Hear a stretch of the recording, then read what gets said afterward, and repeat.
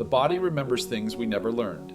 It carries patterns from long ago, rhythms shaped by seasons we never lived through, meals we never ate. Tonight, we'll sit with one of those patterns, the way food moved through human life, before it became something easy to reach for. If this kind of slow history helps you settle, feel free to stay as long as you like. Turn down the lights if you haven't already. Let your shoulders drop a little. Pull the blanket closer if you need to. There's nothing you need to do right now, except be here. Let's begin somewhere very far from here. A time when the next meal was never certain, and somehow that was completely fine. There's a small moment at the end of the meals. It often passes without much attention. The body is no longer hungry, the stomach is not empty, the energy is there, and yet something feels slightly unfinished, as if the meal didn't fully close the loop. This feeling is quiet, not urgent, but persistent enough to notice. It doesn't come from a lack of calories. It doesn't come from a clear deficiency. It feels more like a missing piece, one that's difficult to name. Often when people try to identify it, they think of meat. The sensation seems connected to its absence, even when everything else was present. In the modern world, this seems strange. Food is available with little interruption. The body receives enough, and still signals something is not complete. When this feeling repeats across days, it starts to feel like a natural expectation, as if a proper meal should include something specific, as if the body knows what it wants. But when we place this into a longer timeline, one that extends far beyond recent habits, it becomes less stable. It starts to look like something learned, something layered on top of an older pattern. That older pattern is what we're exploring tonight. Not to judge the present, not to instruct the future, just to sit with how things were. For a very long time, the dawn arrives slowly over the grassland. The sky shifts from deep purple to soft gray, then to the pale gold before sunrise. The air is cool at this hour, cool enough to feel pleasant against the skin. Dew still clings to the tall grass. It shimmers slightly as the light grows. A small group of people stirs beneath a rocky overhang. This shelter has been used for generations. The same families return here season after season. A woman rises first. She is perhaps 30 years old. Her hair is cut short. Her hands are strong from work. She moves quietly past sleeping children. Outside, the world is waking. Birds call from scattered trees. A small herd of antelope grazes in the distance. Their heads lift occasionally to scan for danger. Then they return to the grass. The woman watches them for a moment. Then she turns away. The antelope are not her concern this morning. She picks up a digging stick. It leans against the rock. The wood is worn smooth from years of use, dark from the oils of her hands, shaped to fit her grip perfectly. This tool is as familiar as her own fingers. She begins walking toward a familiar area, a place where edible roots grow. The path is not marked in any visible way, but she knows it completely. She has walked it since childhood, first following her mother and aunts, then later leading her own children. The landscape holds knowledge. It doesn't need to be written down. The sun rises higher as she walks. The air begins to warm. The dew evaporates from the grass, leaving it dry and golden. She passes a termite mound. It rises from the earth like a small mountain. Later, someone might return here to harvest the insects inside. But not now. Now she is focused on roots. She reaches the area she was seeking. The plants here look unremarkable, just green leaves rising from the soil, similar to dozens of other plants nearby. But she knows the difference. She recognizes the particular shape of these leaves, the way they spread outward from a central point, the slight reddish tinge at the base. She kneels and begins to dig. The soil is soft from recent rain. It yields easily to the pointed stick. Push the stick in, lever it back, loosen the soil. Push again. The rhythm is steady and unhurried. There is no deadline. The morning will be long. Her basket will fill gradually. The root comes up slowly, attached to dark earth. It is thick and pale, roughly the size of her forearm. She brushes off the soil, sets it aside, and begins digging for the next one. Around her, the landscape holds its morning stillness. A bird lands on a nearby bush, watches her for a moment, then flies away. A small lizard crosses a patch of bare ground and disappears into the grass. The sun continues its slow climb. Shadows shorten.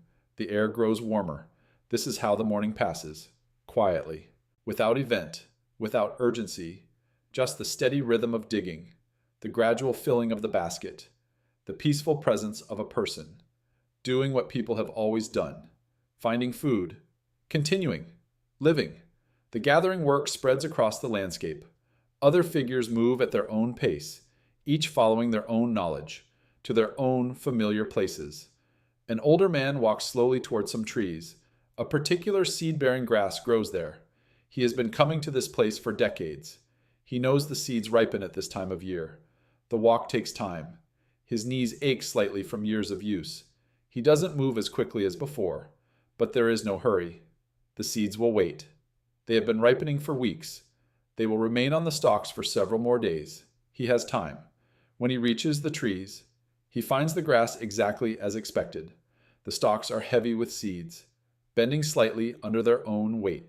He positions his basket beneath a cluster and begins to shake the stalks gently.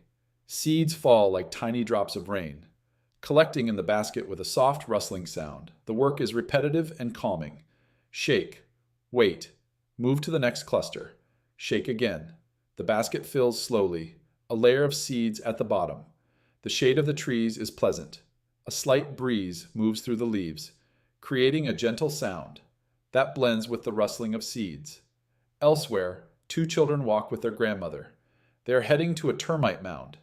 This one is smaller than the others, but it is active. The grandmother carries thin sticks. She has prepared them for this purpose. She shows the children how to insert a stick, angling it carefully into a hole, then withdraw it slowly. The stick comes out covered with termites. Their pale bodies cling to the wood. She scrapes them into a small container, then hands a stick to each child. The children try it themselves. Their movements are clumsy at first, then gradually more confident. The termites are a good source of food, rich in nutrients, easy to gather this way. The grandmother has been doing this since childhood. Her grandmother taught her, just as she teaches them now. No one speaks loudly during this work. Occasional soft voices pass between people, a word of instruction, a quiet greeting. But mostly the morning fills with landscape sounds, birds calling, insects humming, wind moving through grass. The baskets begin to fill, roots from one area, seeds from another, termites from the mound, small fruits from a bush near water. Each person knows where to find certain foods. That knowledge is shared across the group. What one person gathers benefits everyone. By midday, the gathering work slows. The heat has intensified, making physical effort less appealing. People drift back toward the overhang. They sit in small groups, sorting through what they collected, preparing some foods for eating, setting others aside for later. The woman who gathered roots uses a stone. She pounds one of them into a rough paste. The pounding is rhythmic, almost musical. The stone strikes the root again and again, breaking down the fibers, releasing the starchy inside. When the paste is ready, she shapes it into small portions and shares them with others nearby. The children eat termites, lightly toasted over a small fire. They pick them up one by one, crunching them between their teeth. The grandmother watches with quiet satisfaction. The morning's teaching has been successful. The children have added another skill to their growing collection. The midday rest extends through the hottest hours. People doze in the shade. Children play quiet games with sticks and stones. The landscape shimmers in the heat. Nothing urgent happens. Nothing needs to happen. This is the rhythm of gathering. It repeats day after day, season after season, with variations but not fundamental changes. The foods differ by location and time. The specific places shift as resources change. But the underlying pattern remains stable. Plant foods, in their many forms, provide the reliable baseline. They can be found with fewer variables. They don't run away. They don't require coordination of many people. They simply wait in familiar places, season after season, offering sustenance to those who know how to find them. This is what the body learned to expect. Over hundreds of thousands of years, not abundance every day, not the same foods every day, but continuity, the knowledge that something would be there, if you knew where to look, the confidence that the landscape would provide. even if it provided differently each day. The afternoon stretches long and quiet. In the shade of a rock formation, three men sit in stillness. They have been here since early morning. They are watching a game trail. It leads toward a water source.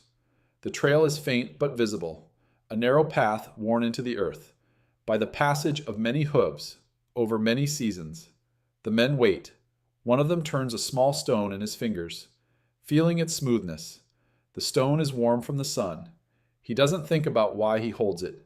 It is simply something to do with his hands, while the rest of him remains still. Another man watches the trail. His eyes are half closed. He is not asleep, but not fully alert either. He exists in a middle state, conserved and patient, ready to shift into full attention if needed, but not wasting energy on vigilance. The third man lies on his side in the shade. His head rests on his arm. He watches a line of ants. They move across the ground near his face. The ants carry tiny pieces of leaf. Each one walks the same path as the one before it. There is a pattern to their movement, almost hypnotic.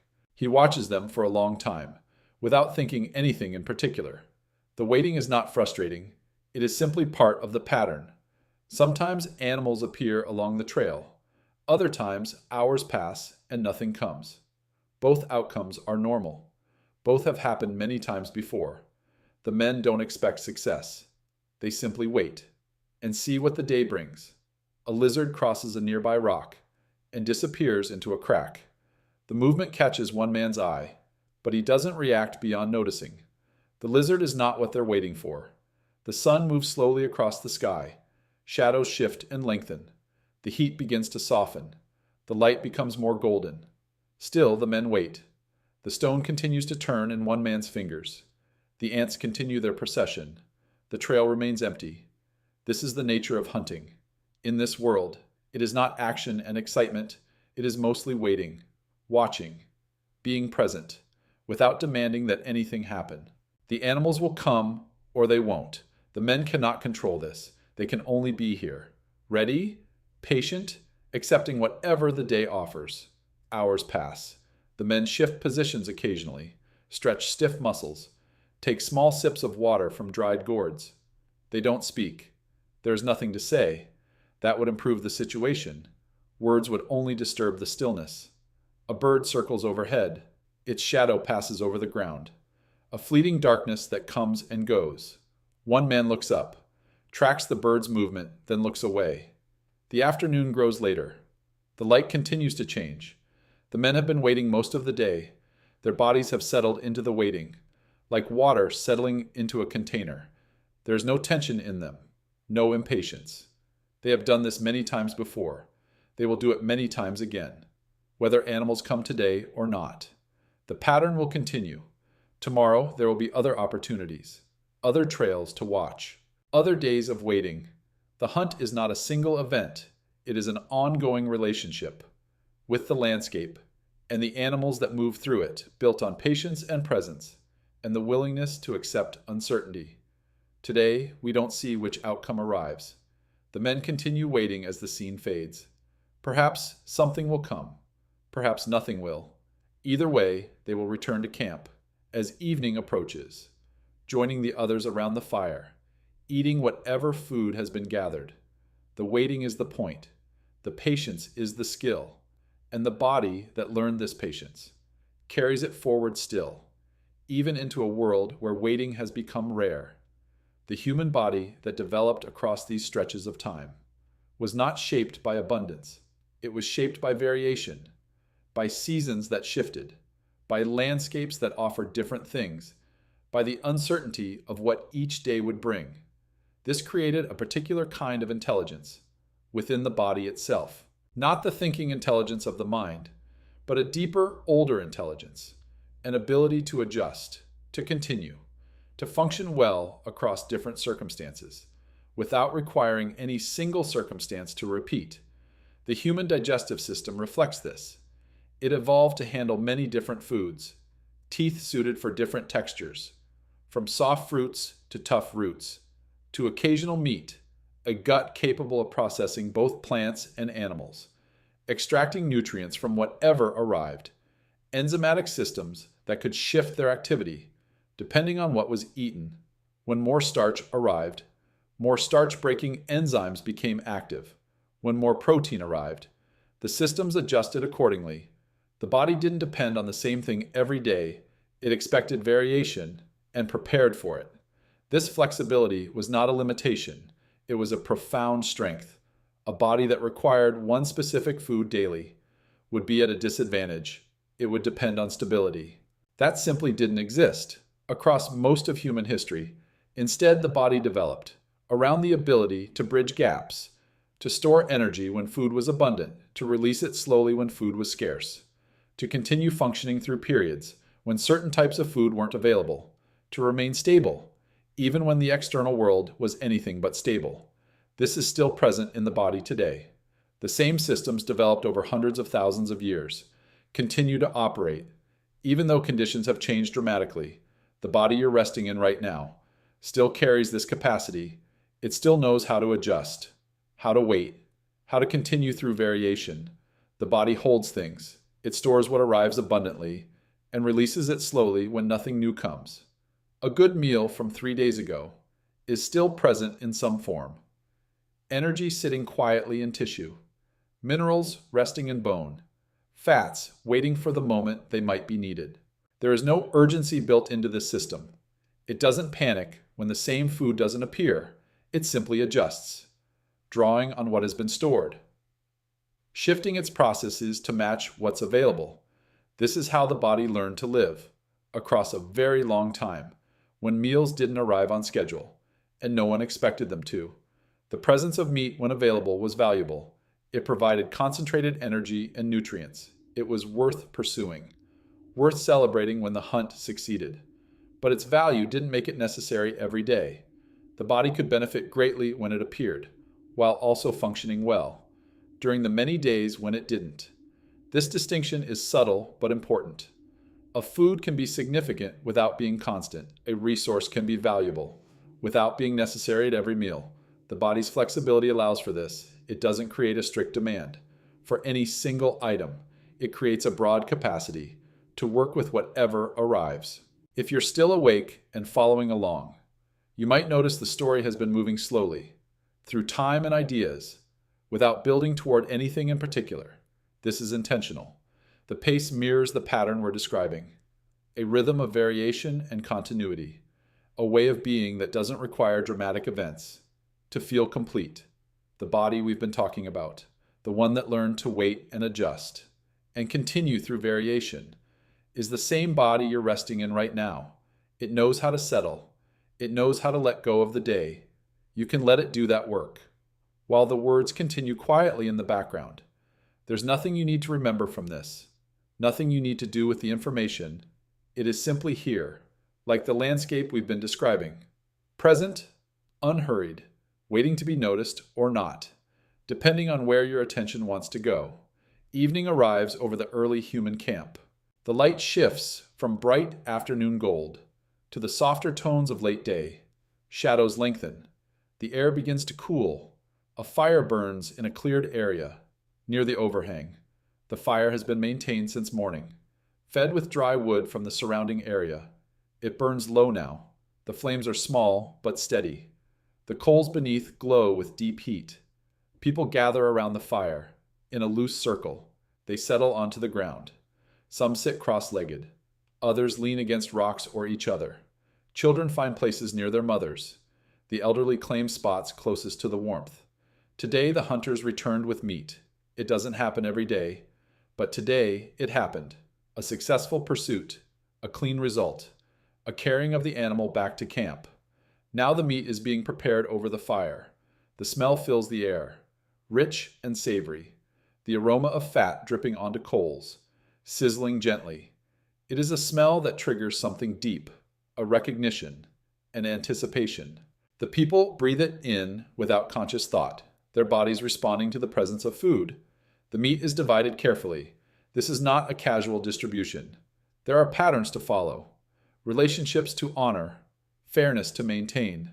The person who made the success doesn't simply keep the largest portion. Instead, the meat is shared. According to rules that everyone understands, portions pass from hand to hand. An older woman receives a share from a younger man. Children are given pieces appropriate to their size. No one is forgotten. No one is favored beyond what the rules allow. The eating is slow. People chew thoughtfully, savoring the taste. There is no rush. The meat will be finished tonight. It cannot be easily preserved in this climate. What is not eaten now will spoil by morning. So it is eaten now, shared among everyone, consumed in a single extended meal. Quiet voices rise and fall around the fire. Not much is said. The occasional comment, a soft sound of contentment, but mostly people eat in comfortable silence, their attention on the food and the warmth, and the presence of others nearby. The children watch the adults, learning without being taught. They observe how portions are divided. They see how food is shared. They absorb the patterns. That will guide their own behavior when grown. The stars begin to appear overhead. First one, then another, then more than can be counted. The sky deepens from dusky blue to full darkness, and the stars multiply, until the entire vault above is scattered with light. The fire continues burning, casting a circle of warmth and light against the surrounding darkness. Faces glow in the firelight. Shadows dance on the rock overhang behind them. When the meat is finished, people begin to settle back. Stomachs are full. The warmth of fire and food creates pleasant drowsiness. Eyes grow heavy. Conversations fade. One by one, people shift into sleeping positions. Children curl against their mothers. Couples settle close together. The elderly find their familiar spots and arrange themselves for rest. The fire will burn through the night, tended occasionally by whoever wakes. Its light and warmth will keep the darkness comfortable. Tomorrow the meat will be gone. The rhythm will return to gathering, and that will be fine. The body doesn't expect the same meal every evening. It expects continuity. Food will be there tomorrow in some form. Maybe roots, maybe seeds, maybe fruits, maybe eventually meat again, but certainly something. The pattern holds. It has held for countless generations, and the body has learned to trust it, to rest peacefully, even when tomorrow's food is not yet determined, to sleep deeply, even without knowing exactly what morning will bring. The days that follow the shared meal are not days of deprivation. They are simply days. The meat is gone by the second morning, as expected. Life returns to its quieter rhythm. The woman who gathered roots before returns to the same area, or perhaps to a different area she knows equally well. The digging stick moves through the soil with the same patient rhythm. The basket fills gradually. The sun tracks across the sky. The children accompany their grandmother to another termite mound. Their technique has improved since last time. They insert the sticks with more confidence now, withdraw them more smoothly. The grandmother watches with satisfaction, occasionally correcting a mistake, mostly just observing. The older man returns to a different stand of trees, where another type of seed is ripening. His basket fills with small, dark seeds that can be ground into something like flour. The work is the same as before, repetitive, calming, unhurried. One afternoon, a light rain falls, not a heavy storm, just a gentle shower that passes through quickly. The group shelters beneath the rock overhang, eating foods gathered earlier in the day. The rain creates a soft sound. On the grass and rocks outside, it is pleasant to listen to while resting. When the rain passes, the landscape is fresher. The air smells clean. Small pools of water have collected in depressions in the rock. Children discover them and play, splashing carefully, watched by adults who are happy to see them happy. These are the days between, the days when nothing particular happens, when no dramatic event marks the difference between morning and evening, when food comes from the familiar sources and is eaten without ceremony. The body continues through these days without complaint. It doesn't miss the meat. It doesn't feel deprived. It simply functions, drawing from what is available, remaining stable and well. This is perhaps the most important part of the pattern to understand. The days between meat were not days of suffering. They were not days of longing or waiting. They were simply days, ordinary, normal, the baseline against which occasional abundance was measured. The body expects this. It expects variation. It expects periods when certain foods aren't available. It continues through those periods. because that is what it was built to do. The light grows softer as afternoon advances. The group drifts back toward the overhang. As evening approaches, another meal is prepared from gathered foods, another night begins, another day ends, without drama or resolution, just the quiet continuation of life. Time passes within the narrative. The landscape shifts through its seasonal rhythms. The grassland that was green after the rains begins to dry as weeks go by. The tall grass turns golden, then brown, then pale as straw. The water sources that were full begin to shrink. The group responds to these changes without distress. They have lived through many seasons. They know what to expect and how to adapt. Some foods disappear as the dry season advances. The fruits that were abundant earlier are no longer available. Certain roots become harder to find, but other foods appear to take their place. Different plants become ready for harvest. Different areas become productive. A yellow fruit appears on bushes, near a dry stream bed. It appears only at this time of year, for a few weeks, then disappears until the next season. The women know exactly when to look for it, and where. They gather it in large quantities while it lasts, eating some fresh, and drying the rest for later. A particular grass sends up seed heads during the dry season, especially nutritious seeds. The older man adjusts his roots to include the areas where this grass grows. His basket fills with these seasonal seeds, adding variety to the daily diet. The animals in the landscape also shift.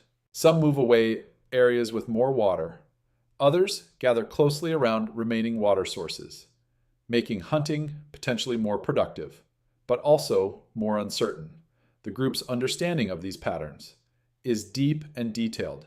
They know which foods appear when. They know how long each food will be available. They know how to adjust. As the seasons change, this knowledge is not written down anywhere. It exists in the bodies and minds of the people who carry it, passed from generation to generation, through observation, through participation, through the simple act of living together. In the same landscape, year after year, the body learns these rhythms too. It adjusts to the seasonal availability of different foods. It doesn't expect the same things all the time. It expects change. It expects cycles. It expects the landscape to offer different things at different times. And through all these changes, life continues. The group adapts. The body adapts. The pattern holds, not because it is rigid and unchanging, but because it is flexible enough to accommodate whatever the season brings. The dry season reaches its peak, then slowly begins to soften. Clouds gather on the horizon. The air becomes humid, and eventually the rains return, beginning the cycle again. The narrative pauses here for a moment, a breath between sections, a space for settling more deeply into rest. If your eyes are heavy, that is perfectly fine. If your thoughts have drifted away, that is also fine. The story will continue, and you can follow it or not, as you prefer. What we have seen so far is a pattern of life that stretched across hundreds of thousands of years, a pattern in which plant foods provided the baseline, gathered daily through patient repetitive work, a pattern in which meat appeared irregularly, when hunting succeeded, shared among the group, celebrated and consumed, then absent again until the next opportunity. The body that developed within this pattern did not require daily meat to thrive. It required continuity, the ongoing availability of food in some form, and the landscape provided that, not through predictable abundance, but through variation, that the body learned to navigate. This is the deeper structure. Beneath the question we started with, the feeling of something missing after a meal may not be an ancient biological signal. It may be something more recent, something layered on top of a much older pattern that worked quite differently. But we will continue exploring this slowly. There is no hurry. The night is long. The story will unfold at its own pace. For now, just rest. Let the words wash over you. Let the body do what it knows how to do. Settle. Release. Continue. The scene shifts forward in time now. Thousands of years pass, between one breath and the next. The grassland gives way to other landscapes. The small groups of gatherers and hunters are replaced by something different, We arrive at a small settlement, one of the first, a place where people have decided to stay instead of moving with the seasons, a place where the land has been shaped to provide. The settlement is small by later standards, perhaps 30 people, perhaps 40. They live in structures made of mud brick. The walls are thick enough to keep out the heat of day and the cold of night. The structures cluster together, creating narrow pathways between them. Beyond the settlement fields stretch toward the horizon. Not wild grassland now, but cultivated ground. Rows of grain grow in orderly lines. The plants have been tended, watered, weeded. They are not wild plants anymore. They are crops. Domesticated animals occupy a simple enclosure. Near the settlement's edge, goats mostly, a few sheep. They shift and move within their pen. Their sounds form a background noise that the people have grown used to. The morning begins before dawn here, just as it did in the grassland. But the activities are different. A man rises from his sleeping mat and steps outside his house. The air is cool. The sky is beginning to lighten in the east. He walks to a storage room, attached to his house, and lifts the lid of a large clay vessel. Inside the vessel, grain fills the space, nearly to the top, dried and clean and ready for use. He runs his fingers through it, checking the quality, estimating how much remains. Enough for another week, maybe 2 if portions are careful. He replaces the lid and walks toward the animal enclosure. The goats lift their heads as he approaches, recognizing him, expecting something. He checks that the fence is secure. He looks over the animals, counting them, noting their condition. One of the goats is pregnant. He can see the swelling of her belly. She will give birth soon. That will mean milk eventually, and the possibility of another animal for the herd. He doesn't think of slaughter this morning. The animals are more valuable alive. They represent future possibilities, future offspring, future milk, future security. To take one now would end those possibilities for the sake of one meal. He walks toward the field where the barley is beginning to turn golden. The harvest is approaching. A few more weeks, and the grain will be ready to cut. The work will be intense then. Everyone participating, bringing in the crop before it can spoil or be lost. But for now, the plants simply grow. The man walks between the rows, checking their health, looking for signs of pests or disease. The air smells of earth and dry grass. A bird lands on a nearby stalk and watches him with small dark eyes. He doesn't hurry. The day will be long. There's always work to be done in a settlement like this. But the work moves at its own pace, dictated by the seasons and the crops and the animals, not by any clock or schedule. The sun rises higher. The settlement stirs around him. Other people emerge from their houses, beginning their own daily routines. The day begins, quiet and unremarkable, like countless days before it, and countless days yet to come. The arrival of farming changed many things, but it did not change the body's relationship with meat. If anything, it made the distinction clearer between value and frequency. In the settlement, grain has become the center of daily eating. It can be planted in known quantities. It can be harvested at predictable times. It can be dried, stored, and measured with precision. That was never possible with gathered foods. A woman rises early to prepare the morning meal. She takes grain from the storage vessel and carries it to a grinding stone. The stone sits in a corner of her house. It is smooth from years of use, worn into a shallow depression by countless hours of grinding. She kneels beside the stone and begins to work. A handful of grain goes onto the surface.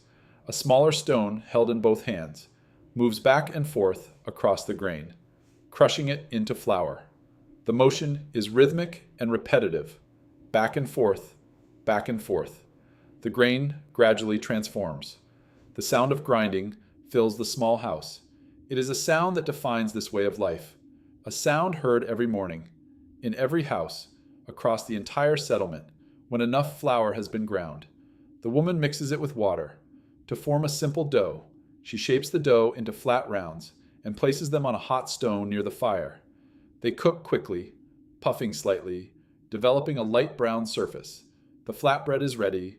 By the time the rest of the family wakes, they gather around the fire, eating the warm bread with whatever else is available. Perhaps some dried vegetables. Perhaps a bit of cheese from goat's milk. Perhaps nothing else at all. Just the bread. Eaten slowly, providing energy for the day ahead, this meal will repeat itself, with minor variations, every morning for years, decades, generations. The bread is the constant. The bread is the baseline. The bread is what holds daily life together. Meat appears in this world, but it appears differently than it did in the gathering life. It is not hunted in the same way. It is managed, controlled, planned. The animals in the enclosure are not simply food waiting to be consumed. They are living assets. Each one represents multiple forms of value that extend far beyond the meat it contains. A young boy sits on a rock outside the settlement, watching over a small herd of goats as they graze on the hillside. This is his job. He does it every day. The goats need to eat, and someone needs to make sure they don't wander too far or get taken by predators. The boy knows each goat individually. He has names for them, names that would mean nothing to an outsider. He knows their personalities, which ones are docile, which ones are prone to wandering, which ones will follow the others, and which ones need closer watching. He doesn't think of these animals as future meals. He thinks of them as his charges, his responsibility, creatures that depend on him for protection and care. The adults think about the animals differently, but not in the way you might assume. They don't look at the herd and see a stockpile of meat waiting to be used. They see a system, a flow of resources. That must be managed carefully over time. The pregnant goat will give birth. The kid will grow. Eventually that kid might be taken, if conditions are right, if the herd is large enough, if other food sources are secure, if there is an occasion that warrants it. But the decision has weight. Ending an animal ends all its future potential. A goat taken today will never give birth again, will never produce more milk, will never provide more wool. The meat from that one goat must be weighed against everything else the goat could have provided over its lifetime. This calculation shapes how often meat appears. In many cases, the answer is not often, not daily, not even weekly. The animals are too valuable as living resources to be consumed casually. Instead, the daily rhythm remains centered on grain, on bread, on the crops that can be grown, harvested, stored, and repeated endlessly without depleting the source. A seasonal celebration arrives in the village. The timing is tied to the agricultural calendar. The harvest has been completed. The grain is safely stored. The hardest work of the year is finished. There is time now for gathering and rest. A pig that has been fattened through the previous months is selected. The decision has been made carefully. There are enough pigs. The herd is healthy. One can be spared for this occasion. The preparation happens in the morning, away from the main gathering areas. The meat is prepared over the course of hours. Wood is gathered for fires. Vegetables are cleaned and cut. Other foods are brought out from storage. The entire settlement participates, each person contributing according to their role. By afternoon, the smell of roasting meat fills the air. It is a smell that everyone recognizes, a smell that signals something different about this day, something special. People gather in the central area. There are more people here than can comfortably fit in any single house. The celebration requires open space, room for movement, room for the gathering of the community. The meal is served slowly. Portions are distributed according to patterns everyone understands. No one receives too much. No one receives too little. The distribution is fair, or at least fair enough that no one complains. The eating is accompanied by conversation, by laughter, by the presence of people who don't always have time to simply sit together. The children run between the adults, excited by the unusual energy of the day. The elderly sit in comfortable positions, watching, remembering other celebrations from other years. The celebration continues into the evening. When darkness falls, fires are lit, and the gathering continues by firelight. Songs are sung, stories are told. The community reinforces its bonds through the shared experience of the day. When the celebration finally ends and people drift back to their houses, the meat is gone.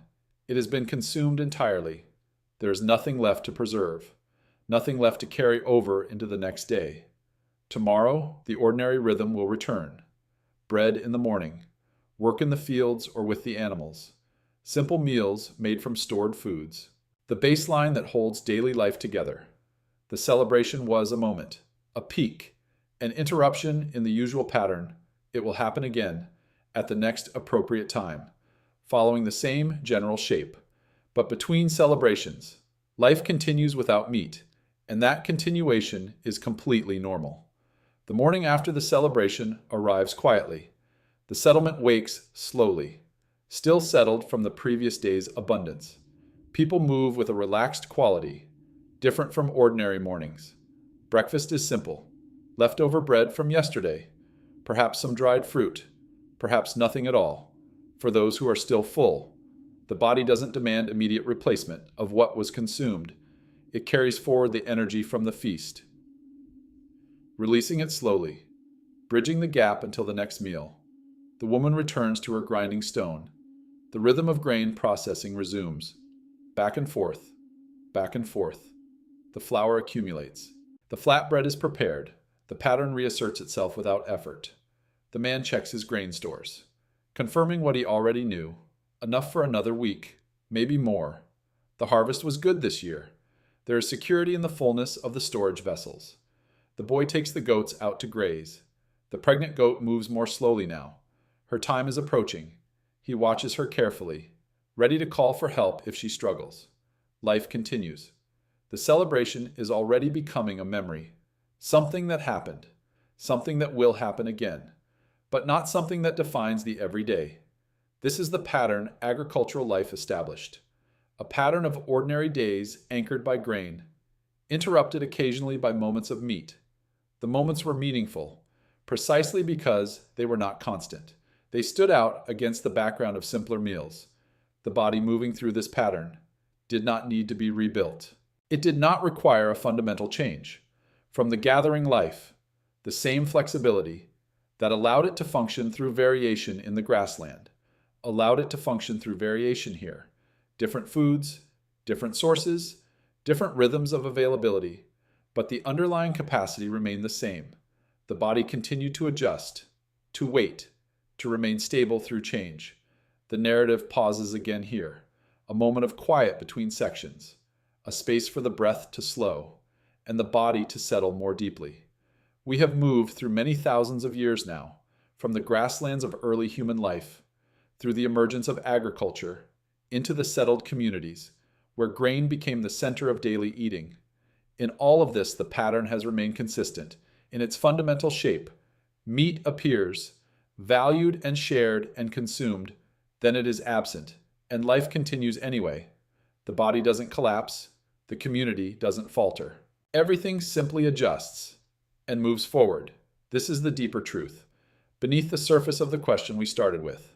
The body was not built around daily meat. It was built around continuity through variation, and that continuity is still present, still available, still functioning within you right now. Rest with that. Let it settle. Let the words continue as background, while the body does what it knows how to do. The timeline advances again. The small agricultural settlement gives way to something larger, more complex, more structured. We arrive at a medieval European village. The setting is different from the grassland and the early settlement, but certain patterns remain recognizable. Small houses with thatched roofs line narrow, unpaved lanes. A church stands at the center, its stone walls and modest steeple, rising above the surrounding structures. Fields of wheat and barley stretch beyond the village edge, worked by the families who live here. The morning begins before dawn, as it has in every setting we have visited. A farmer rises from his straw-filled mattress and pulls on the same clothes he wore yesterday. His house is small and dark, a single room for the entire family. A fire pit in the center provides warmth and a place for cooking. His wife is already awake, stirring the embers of last night's fire, adding small sticks to bring the flames back. When the fire is strong enough, she sets a pot over it. Inside the pot, water begins to warm. The morning meal will be porridge. It is porridge most mornings. Oats or barley, cooked slowly in water until they soften into a thick paste. Sometimes there is milk to add, sometimes honey if the household is fortunate, but often it is just the grain and water, simple and sustaining. The farmer eats his portion quickly.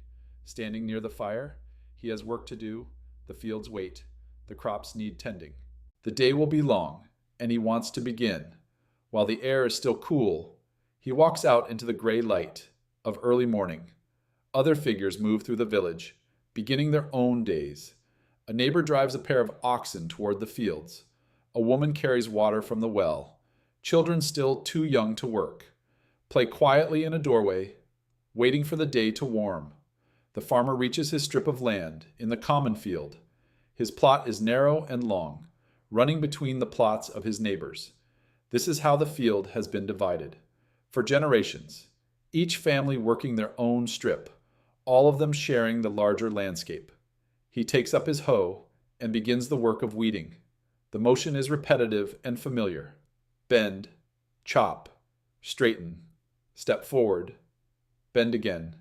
The weeds come up easily in the soft soil.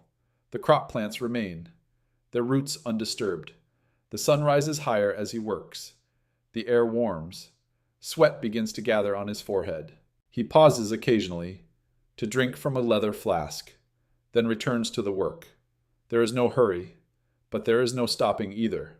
The work must be done, and he is the one to do it. By midday, he has finished the section he planned to complete.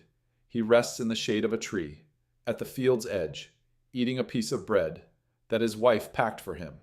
The bread is dark and dense, made from coarse flour that still contains bits of bran. It is not the light white bread that wealthy people eat, but it is filling, and it is what he has. The afternoon continues the work of the morning. Different tasks, perhaps, checking the condition of the crops, repairing a section of fence, clearing stones from a pathway, the endless small jobs that keep a farm functioning. When evening approaches, he walks back to the village. Smoke rises from the chimneys. The smell of cooking food drifts through the lanes. Another day ending, another meal being prepared. His wife has made a stew, from vegetables and legumes, onions and cabbage and dried peas, cooked together until everything is soft. A piece of bread accompanies the stew. This is dinner. This is what they eat most evenings, with small variations, depending on what is available. The family sits together around the fire. The children are tired from their own activities. The conversation is quiet. The food is eaten slowly, savored, not rushed. When the meal is finished, they settle into rest. The children fall asleep quickly. The farmer and his wife talk softly for a while, reviewing the day, planning for tomorrow. Then they too fall asleep, their bodies tired from the work, their stomachs full enough to allow for peaceful rest. This is daily life in the medieval village. Bread in the morning, bread and perhaps stew in the evening, grain in all its forms, ground and baked and cooked, forming the center of every meal. Meat appears here too. But it follows a pattern we would now recognize. It is not daily. It is not even weekly for most families. It appears at festivals, at celebrations, at particular times of year, when custom or necessity makes it appropriate. The peasant family keeps a pig. They have fed it scraps throughout the year, fattening it slowly. In autumn, when the weather grows cold and the harvest is complete, the pig will be taken. The meat will be salted and preserved, providing portions that stretch through winter. But those portions are small, stretched thin, across many meals, many mouths, many weeks. A bit of salted pork added to the stew, not enough to make meat the center, but enough to add flavor and fat. For most meals, the pattern holds. Grain provides the baseline. Vegetables add variety. Meat is a seasoning rather than a staple, a valuable addition when available, not a requirement of every day. The baker of the medieval village rises earlier than anyone else. While the farmer is still sleeping, while the night is still fully dark, the baker is already awake. His work requires this. Bread takes time. The dough must rise, the oven must heat, the loaves must bake and cool, before the village wakes and wants to buy them. He walks to his bakehouse in complete darkness. The building stands apart from his home, a precaution against fire. Inside he finds the embers of yesterday's oven, still glowing faintly. He adds wood and blows on the coals until flames appear. The fire will burn for hours before the oven reaches the temperature needed. Stone ovens heat slowly. They require patience and attention. The baker knows exactly how much wood to add, exactly how long to let it burn, exactly when the oven will be ready. While the fire builds, he turns to the dough. He prepared it last night before sleep, mixing flour and water and a bit of the previous day's dough to start the rising. It has been rising slowly through the night, filling with tiny bubbles. That will make the bread light. He punches the dough down, feeling its texture with experienced hands. The dough is elastic and alive. Responding to his touch, he divides it into portions, shapes each portion into a round loaf, and sets them aside for a second rising. The work is repetitive and familiar. He has done it every morning for years. His father did it before him. His son will do it after him. The rhythm of bread making stretches back through generations, linking this morning to countless mornings before. The oven reaches its temperature. He tests it with a practiced method, holding his hand inside the opening, counting the seconds, before the heat becomes too strong. The count tells him what he needs to know. The oven is ready. He slides the loaves in, using a long wooden paddle to place them on the hot stone floor. The oven holds many loaves at once. He fills it efficiently, each loaf positioned to receive even heat. Then he waits. Another period of patience. The bread bakes slowly, transforming from pale dough into gold-encrusted loaves. The smell fills the bakehouse and drifts out into the still dark street. It is a smell that will soon draw customers, people who have woken hungry and want something warm for their morning meal. The first batch comes out as the sky begins to lighten. The loaves are perfect, crisp on the outside, soft on the inside. He sets them on a cooling rack and begins preparing the next batch. By the time the village is fully awake, the baker has already been working for hours. His counter holds stacks of fresh bread. Villagers line up to buy their daily portion. They hand over small coins and receive warm loaves in return. The bread will sustain them through the day. It will be the center of their meals. The baker knows this. He takes pride in his work. Without bread, the village would falter. With bread, life continues. His own breakfast is a piece of his own bread, eaten standing by the oven, between batches. It is warm and fresh and perfect. He eats it quickly, then returns to work. The pattern will repeat tomorrow, and the day after, and every day, until the end of his working life. The rhythm of bread, the center of medieval existence. Sunday arrives, and with it, a slight change in the pattern. The church bells ring across the village, calling people to the morning service. Work in the fields is forbidden on this day. The farmer and his family put on their best clothes, or at least their least worn clothes, and walk to the church. The service is long, words in Latin that most villagers don't understand. Rituals performed by the priest at the altar. Hymns sung by the congregation. The words familiar, even if the meaning is not always clear. Afterward, the village gathers in the churchyard. This is a social time, a chance to talk with neighbors, to share news, to strengthen the bonds that hold the community together. And then the Sunday meal. This day is different from ordinary days. This day there might be meat.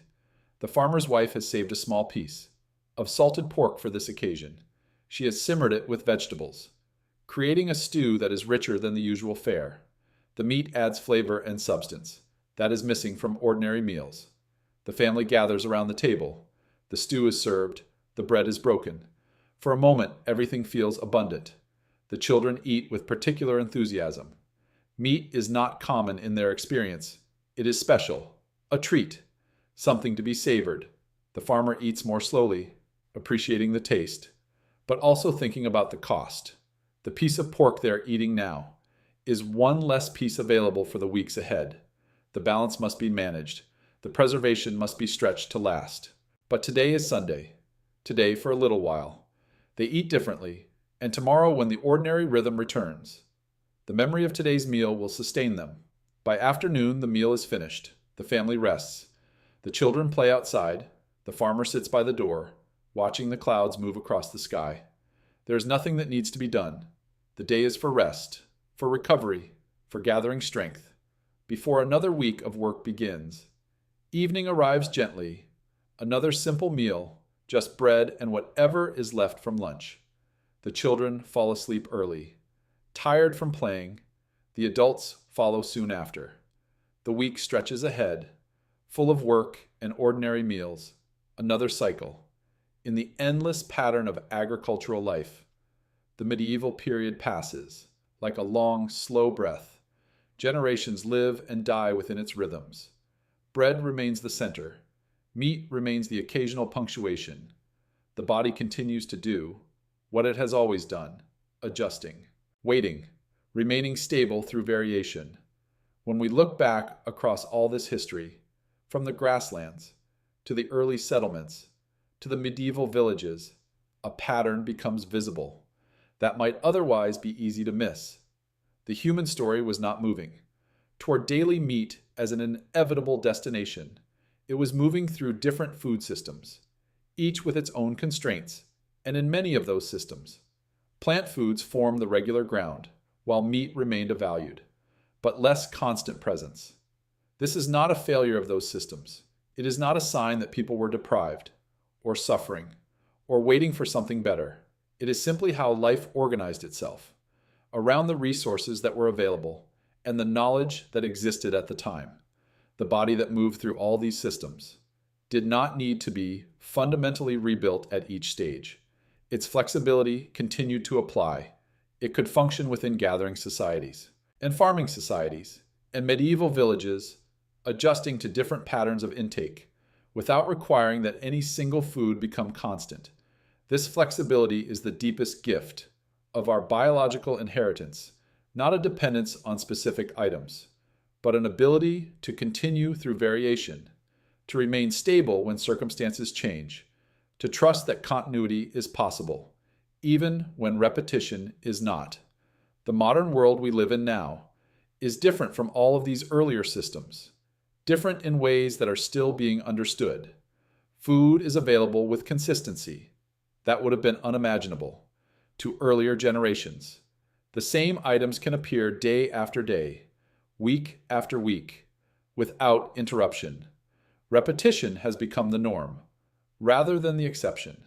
In this context, the body's expectations have shifted, not at the deep level, where the ancient flexibility still operates, but at the surface level, where habit forms and familiarity develops. When the same food appears often enough, its absence can begin to feel like a disruption.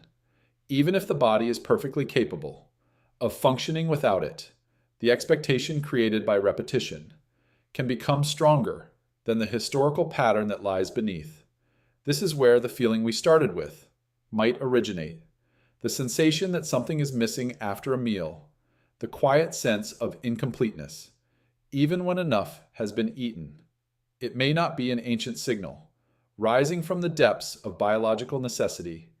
It may be a more recent layer of habit, formed in a system where variety is constant and availability is predictable.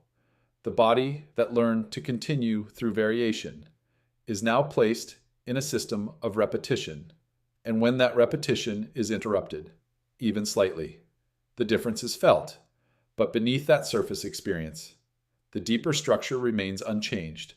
The body still carries the capacity to function across different patterns of intake.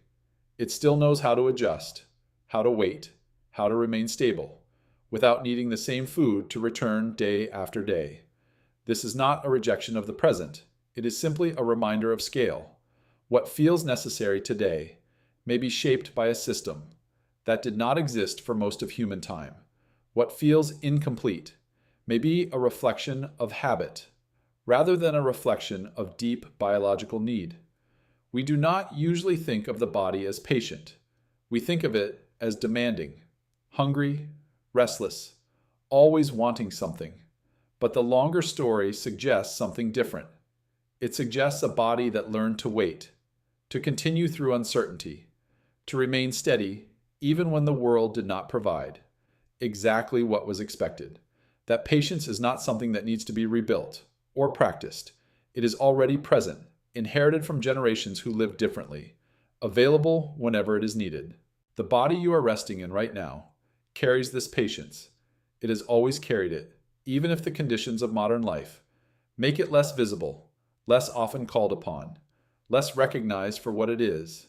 There is a kind of quiet dignity in this inheritance, the knowledge that human life was not sustained only by abundance, but by adaptability, not by perfect meals, but by sufficient ones, not by the uninterrupted return of a single prized food, but by the ability to keep living. When the world returned, something different. This is what the body knows, what it has always known, what it will continue to know, regardless of what happens on any single day. The evening deepens around you now. We have been moving slowly, through time and ideas, not building toward anything in particular, just observing, just noticing, just allowing the patterns to become visible. A fire burns somewhere in the imagination, perhaps in the grassland camp, perhaps in the medieval village, perhaps somewhere else entirely. A fire burns low, casting warm light against the surrounding darkness. People gather around it, as people have always gathered, seeking warmth, seeking presence, seeking the comfort of others nearby. The meal has been eaten, whatever form it took, whatever foods it contained. The meal has been eaten, and now the body settles into rest. The flames flicker, the coals glow beneath them, holding heat that will last through the night. The darkness beyond the circle of light is complete, but not threatening. It is simply darkness, the natural background against which light exists. One by one, people shift into sleeping positions. Children curl against their mothers. Couples settle close together. The elderly find their familiar spots and arrange themselves for rest. The fire will continue burning through the night. Its warmth will keep the cold at a comfortable distance. Someone may wake occasionally to add wood, to tend the coals, then drift back to sleep. This is how nights ended across most of human history, quietly, without drama, without resolution, simply giving way to rest. The body knows this rhythm. It has known it for a very long time. The rhythm of activity and rest, of eating and sleeping, of waking and returning to sleep. You can feel that rhythm now, if you pay attention.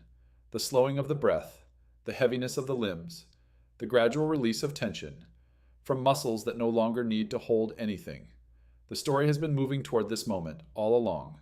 Not a conclusion, not a final answer to any question, just this: a settling, a quieting, a fade. What remains at the end is not something that needs to be remembered or understood. It is simply present, the deeper pattern that has carried humans through millions of meals across hundreds of thousands of years.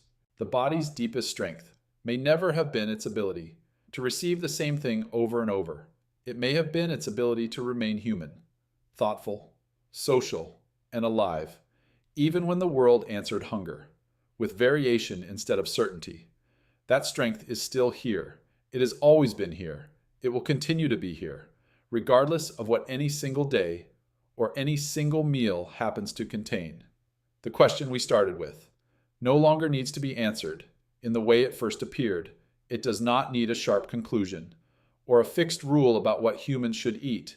Instead, it opens into something slower, something more reflective, something that fades rather than ends.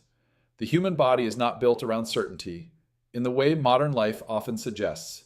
It is built around continuity, in the absence of certainty. This is a subtle difference, but it changes everything quietly. The firelight dims as the coals settle into ash. The sounds of the night grow softer. The breathing of the people around the fire slows into the rhythm of sleep. Somewhere in this moment, or in imagination, a woman turns slightly in her sleep. A child murmurs and then is still. The night continues its slow rotation toward morning. But morning is far away. There is no need to think about it yet. There is only this moment, this settling, this release. The body knows what to do. It has always known. It learned patience long before anyone taught it expectation. And tonight, in this quiet space between waking and sleep, that patience is available. That continuity is present. That deeper pattern is still with you, holding you gently carrying you forward into rest. Let the breath slow. Let the thoughts drift. Let the body do what it knows how to do. The story fades now, not because it ends, but because it dissolves into the silence that follows. The firelight dims. The voices fade. The night holds everything gently, and the body, carrying its ancient patience, settles into the rest it has always known how to find.